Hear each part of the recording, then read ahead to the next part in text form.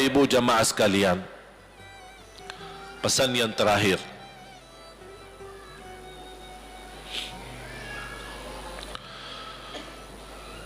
Salah satu amalan yang saya ingin, selain apa yang saya sampaikan, amalan ini mohon diberikan perhatian lebih banyak. Sederhana, mudah, tapi manfaatnya luar biasa. Amalan itu adalah bersalawat kepada Nabi Muhammad sallallahu alaihi wasallam.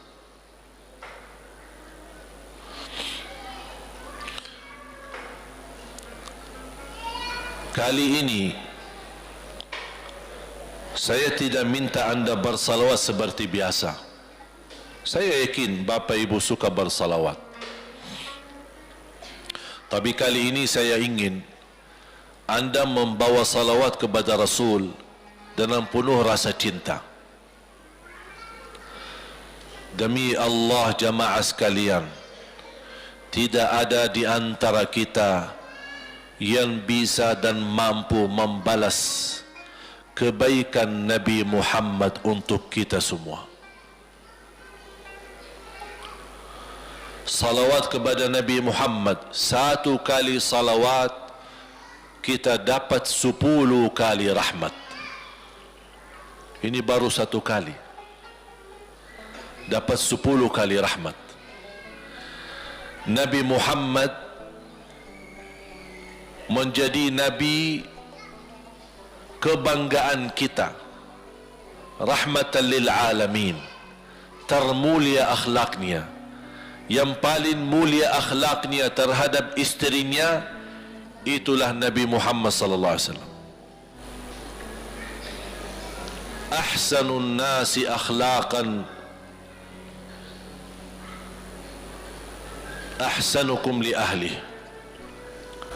Yang paling laki-laki yang termulia adalah laki-laki yang termulia akhlaknya terhadap istrinya. Dan Rasul juga bersabda, dan akulah yang termulia terhadap istri-istriku. Nabi Muhammad itu bukan hanya dengan salawat kita dapat 10 kali rahmat, tapi kita dengan bersalawat kepada beliau dijamin kita dapat syafaat beliau di hari kiamat.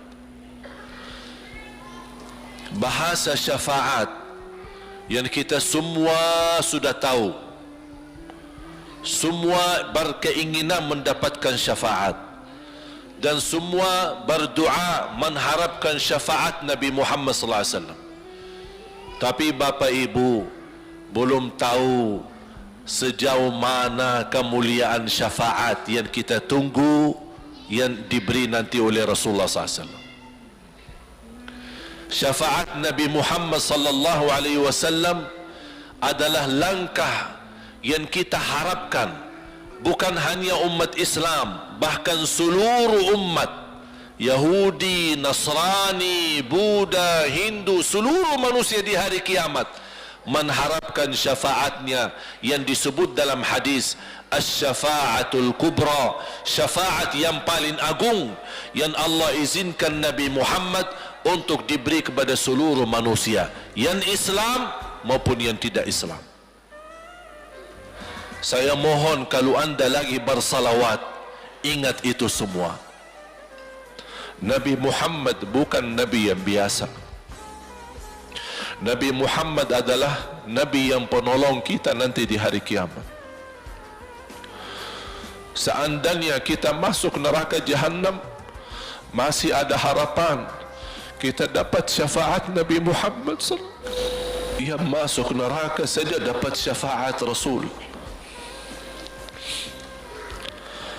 Jadi sejauh mana kita bisa mencintai beliau, sejauh mana kita minat mempelajari kehidupan beliau, sejauh mana kita mengenal sunnah-sunnah beliau.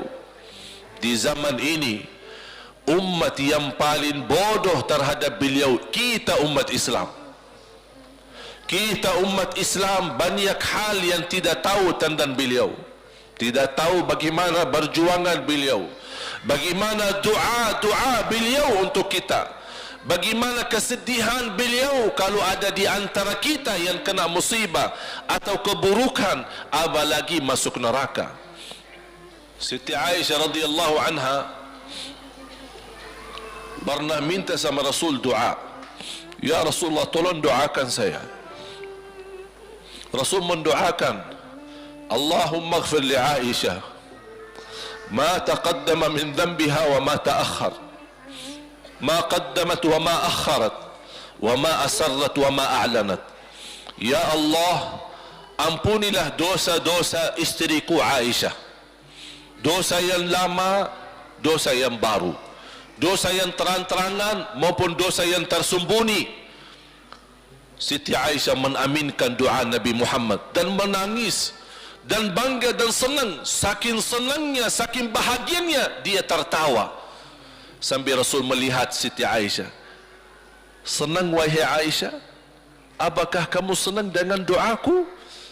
Kata Siti Aisyah, bagaimanakah aku tidak senang? Aku justru merasa bahagia dengan doamu untukku ya Rasulullah.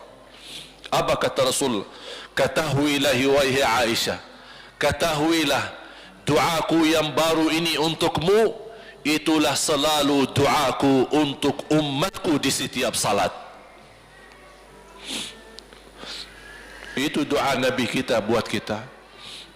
Setiap beliau salat mendoakan kita, ya Allah ampuni dosa umatku, dosa yang lama, dosa yang baru, dosa yang sembunyi, dosa yang terang-terangan. Setiap salat itu doa Nabi kita, Nabi Muhammad SAW untuk kita semua. Apa yang diminta oleh Rasul? Rasul tidak minta banyak dari kita. Salah satu yang diminta oleh Rasul dan memohon, satu itu berbanyak, itu satu-satunya yang Rasul minta banyak. Selain itu Rasul tidak pernah minta banyak. Satu-satunya Rasul minta banyak. Apa? Salawatlah kepadaku, berbanyaklah salawat kepadaku. Mengapa Rasul minta berbanyaklah salawat kepadaku? Kenapa tidak minta amalan yang lain untuk dibanyakkan salawat atau amalan yang lain? Mengapa hanya salawat? Rasul berpesan berbanyaklah salawat kepadaku, karena Rasul tahu dengan kita berbanyak salawat kita akan dijamin dapat syafaat beliau, dan itulah beliau yang diinginkan.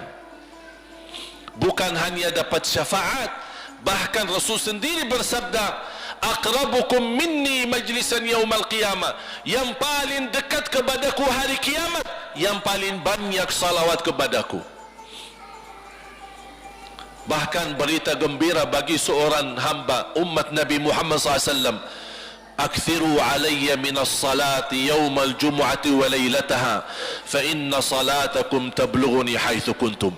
Ini keistimewaan khusus, kelebihan, amalan yang utama, bahkan yang terutama di hari Jumaat dan di malam Jumaat, fokus hanya bersalawat kepada Rasul. Mengapa? Karena Rasul yang berpesan, Rasul yang minta.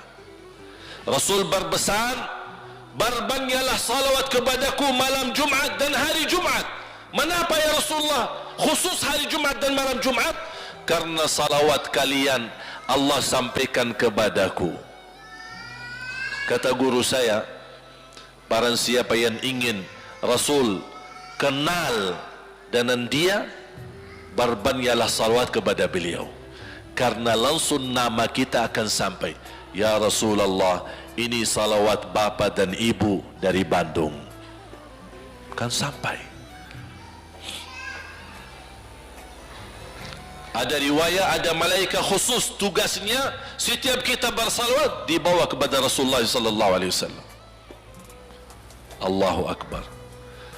Bahkan ada orang bertanya kepada guru saya, Syekh Muhammad ibn Mukhtar Asy-Syanqiti, dan beliau masih hidup. Subhanallah, ketika salah satu pertanyaan di majlis ta'lim di Masjid Nabawi, ada orang bertanya, mana yang lebih diutamakan di hari Jumat? Banyak baca Quran atau banyak salawat? Kita milih yang mana? Beliau menjawab dengan jelas, dengan tegas, di hari Jumat dan malam Jumat lebih utama banyak salawat daripada banyak baca Quran. Mengapa? Karena kata beliau, karena itulah permintaan Rasul sendiri. Berbanyaklah salawat kepadaku di hari Jumat dan di malam Jumat. Dan banyak riwayat yang lain. Kalau saya sebutin manfaat, keutamaan salawat kepada Rasul, lebih daripada 100 manfaat. Menghilangkan kesusahan, memberi kemudahan lunasi hutang, menyembuh penyakit, menjamin ampunan dosa, mendapat 10 rahmat, mendapatkan syafaat Rasul, posisi kita semakin mulia. Setiap kali kita salawat semakin naik darajat kita. Barang siapa yang salawat kepadaku 10 kali, dapat 10 kebaikan, dapat 10 rahmat, dihapus 10 kejahatan, dan naik 10 darajat, dan di akhirat dapat syafaatku. Luar biasa. Hadis yang terakhir,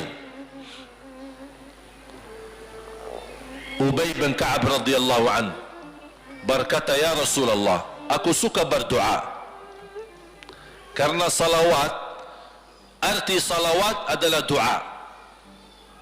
Arti salawat doa.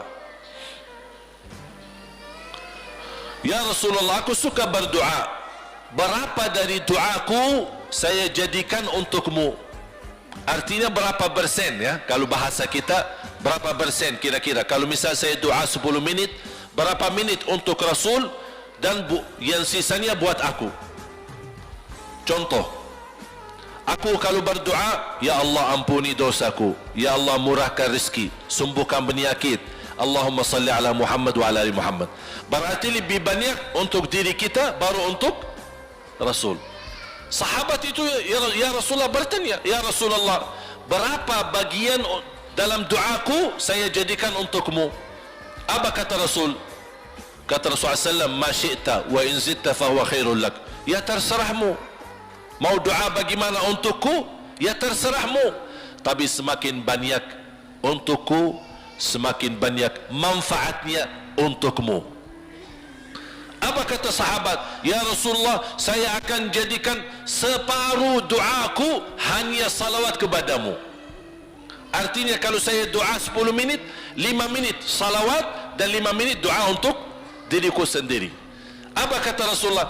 Terserahmu, wa in zitta fahuwa khairul lak. Kalau kamu berani tambah, itu jauh lebih baik untukmu. Tawar menawar sama Rasulullah SAW, sampai di ujung hadis beliau berkata, ya Rasulullah, saya janji doaku semuanya untukmu. Artinya apa? Kalau dia angkat tangan berdoa, tidak satu pun minta buat dirinya. Bismillahirrahmanirrahim. Allahumma salli ala Muhammadin wa ala ali Muhammad. Allahumma salli ala Muhammadin wa ala ali Muhammad. Allahumma salli, sampai selesai. Tidak minta ampunan, tidak minta rezeki, tidak minta sehat, tidak minta keturunan, tidak minta apa-apa. Hanya fokus dengan salawat. Karena dengan salawat, apa yang kita niatkan terkabul.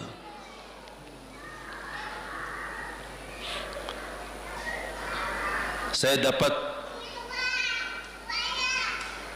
dari guru saya, nanti saya akan ceritakan bagaimana cara berdoa. Kata sahabat, ya Rasulullah, saya akan jadikan doaku hanya salawat kepadamu. Apa jawab Rasulullah SAW? Idzan taf'al yukfa hammuk wa yughfaru dhanbuk wa tuqda hajatuk. Kalau kamu lakukan hanya doamu, hanya salawat kepadaku, akan dihilangkan segala kesusahan, diampuni segala dosa, dan dikabulkan segala hajat. Kata ulama, apa yang diharapkan oleh manusia? Hidup di dunia tambah susah dan hidup di akhirat tambah dosa. Betul? Itulah kita dapat dengan salawat kepada Nabi Muhammad SAW. Berdoa, ketika anda berdoa, contohnya seperti ini. Setiap anda berdoa, biasa mulai dalam bismillah dan memuji Allah Subhanahu wa taala. Cukup satu kata memuji Allah dalam segala pujian, alhamdulillahirabbil alamin. Segala puji bagi Allah. Ini mewakili semua pujian yang lain. Asmaul husna, segala sifat agung, segala kemuliaan diwakili oleh satu kata, alhamdulillahirabbil alamin. Kata sederhana, kata tidak terlalu panjang, tapi maknanya sangat luas. Oleh kerana itu boleh diulangi berkali-kali, alhamdulillahirabbil alamin, alhamdulillah, sambil benar-benar merasa di hati. Karena ini ucapan mewakili segala pujian yang kita ingin sampaikan kepada Allah. Karena ada pujian yang kita ingat, ada pujian kata-kata yang kita tidak hafal, dan alhamdulillahirabbil alamin mewakili segala pujian kepada Allah Subhanahu wa taala. Kemudian bersalawat, Allahumma salli ala Muhammadin wa ala ali Muhammad kama sallaita ala Ibrahim wa ala ali Ibrahim innaka Hamidum Majid. Silahkan doa, ya Allah ampunilah dosaku. Allahumma salli ala Muhammadin wa ala ali Muhammad. Ya Allah sembuhkan penyakitku. Allahumma salli ala Muhammadin wa ala ali Muhammad. Ya Allah berikan kepada aku anak yang salih salihah. Allahumma salli ala Muhammad wa ala ali Muhammad. Jadi setiap langkah doa diawali dan diakhiri salawat. Faham? Subhanallah, wallahi dahsyat. Saya tidak bisa cerita apa lagi. Mau cerita apa lagi? Wallahi dahsyat. Saya tidak pernah istiqamah mengamalkan doa seperti ini.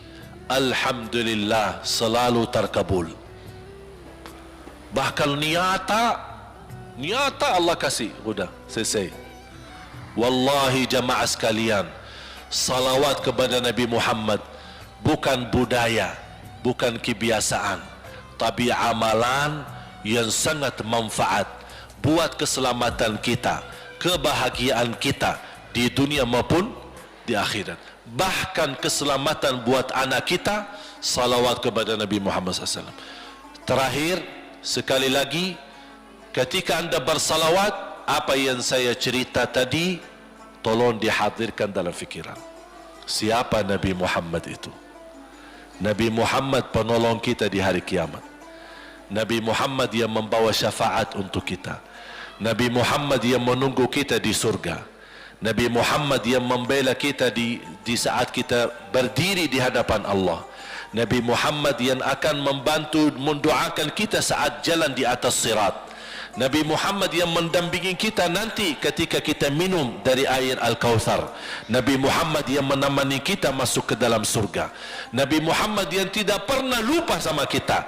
Makanya ketika anda bersalawat dan membawa perasaan dan membawa penghayatan ini, insya-Allah jemaah sekalian akan terasa, ya Allah, ternyata indahnya salawat kepada Rasul. Karena sudah kontak di hati. Apalagi kalau anda begitu salawat dan salam, Rasul jawab. Rasul jawab kita. Waalaikumsalam ibu. Tapi cuma kita tidak dengar.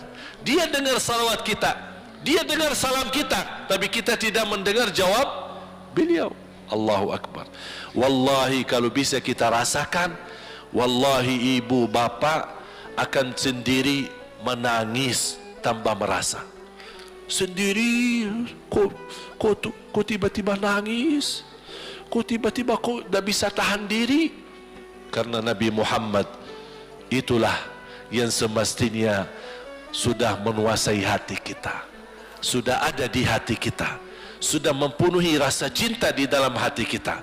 Makanya kata Rasulullah, tidak sempurna iman seorang sampai dia mencintaiku lebih dari ibunya, lebih dari bapaknya, lebih dari anaknya, lebih dari hartanya, bahkan lebih dari dirinya sendiri, baru sempurna imannya. Bagaimana kita bisa mencapai kesempurnaan iman seperti ini?